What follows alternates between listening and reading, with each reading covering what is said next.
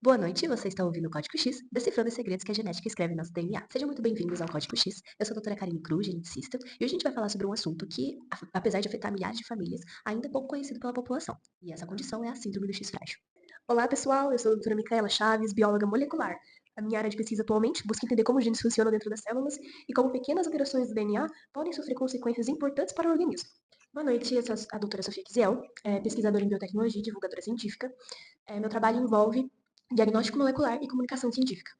Antes de começarmos, eu quero explicar o nome do nosso podcast. Então, o código X, porque ele faz referência ao código genético que é responsável por armazenar instruções para o funcionamento do nosso organismo, quanto ao cromossomo X, que é onde está localizado o gene relacionado a essa síndrome que vamos falar no tema de hoje. A síndrome do X frágil é considerada a causa hereditária mais comum de deficiência intelectual. Apesar de ela não ser tão conhecida, ela tem um grande impacto no desenvolvimento intelectual e na qualidade de vida de muitas famílias. Além disso, ela está frequentemente associada a dificuldades na aprendizagem, alteração na linguagem, ansiedade e características do espectro autista. E o que chama muita atenção é que muitas famílias só descobrem a existência dessa síndrome quando recebem um diagnóstico ou quando fazem propriamente um teste genético, um exame genético. Por isso que é tão importante falar sobre esse tema. Exatamente. Quanto antes o diagnóstico, mais possibilidades de tratamento precoce nós temos. E para conhecer melhor a síndrome, nós precisamos conhecer o personagem principal da história, que é o gene FMR1.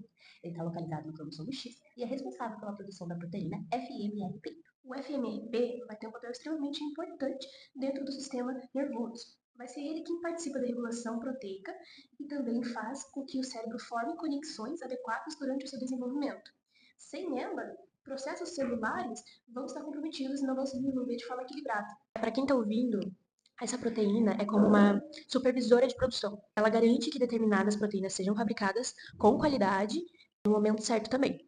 Claro que essa corporação é só para melhorar o rendimento, mas cientificamente falando, a proteína FMRP ela vai atuar regulando a tradução de diversos RNAs mensageiros dentro do neurônio. E é justamente a ausência dessa proteína ou ainda a diminuição da atividade dela que vai fazer com que as manifestações da síndrome do X frágil apareçam. O que acontece com esse gene? Porque a gente sabe que a síndrome do X frágil ela é causada por uma mutação de expansão dos nucleotídeos.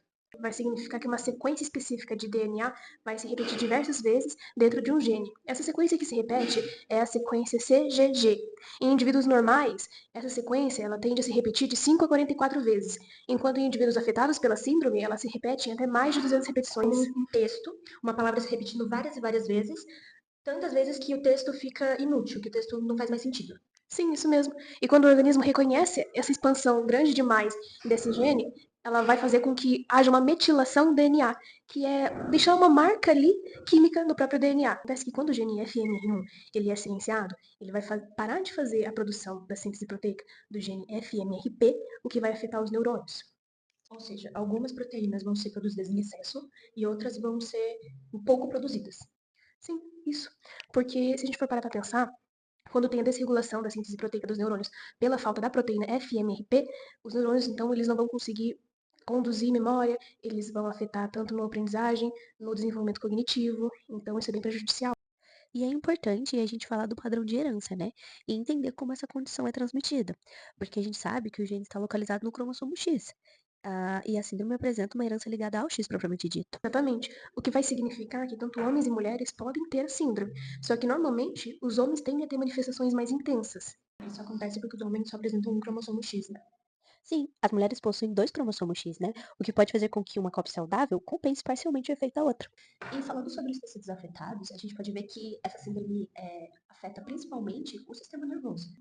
Em nível microscópico, as estruturas responsáveis pela alteração que acontece durante a síndrome são chamadas de espinhas dendríticas, que são responsáveis pela passagem de informações entre um neurônio e outro. Então, elas são como um ponto de conexão entre as células nervosas. E aí, quando não acontece a conexão adequada entre essas funções, vai haver consequências para o corpo, principalmente na função cognitiva, que vai ser comprometida. Porque durante o desenvolvimento embrionário, os neurônios vão passar por processos complexos de formação, migração e até mesmo a própria formação de conexões.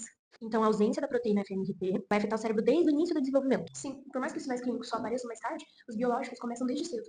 As manifestações elas podem variar bastante de indivíduo para indivíduo, mas algumas delas, que normalmente vão ser mais comuns, é a dificuldade na aprendizagem, alterações na linguagem, ansiedade, dificuldade de interação social, entre até outros. O teste genético ele é capaz de localizar essas grandes expansões no gene FMR1, então ele detecta essas repetições do código CGG e dá o diagnóstico preciso.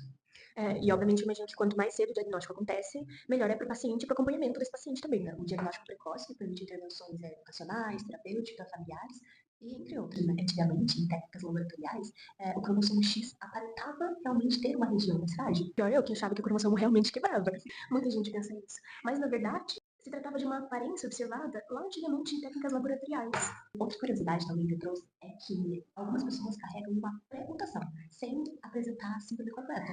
E essa pré-mutação, ela pode aumentar de tamanho quando transmitida para os filhos. Então, chegamos ao final do nosso episódio e a gente aprendeu que a síndrome do X frágil é muito mais que uma alteração genética. Ela vai envolver mecanismos moleculares, bioquímicos, histológicos e do desenvolvimento humano, que vão impactar diretamente no sistema do organismo e do sistema nervoso. Também vimos como o conhecimento científico pode ajudar as famílias a compreender um pouquinho melhor o diagnóstico e buscarem também um acompanhamento adequado. Esperamos que esse podcast tenha tornado o tema mais acessível para vocês e mostrado como pequenas alterações do DNA podem ter grandes impactos no organismo. Decifrando os segredos que a genética escreve em nosso DNA. Até o próximo episódio.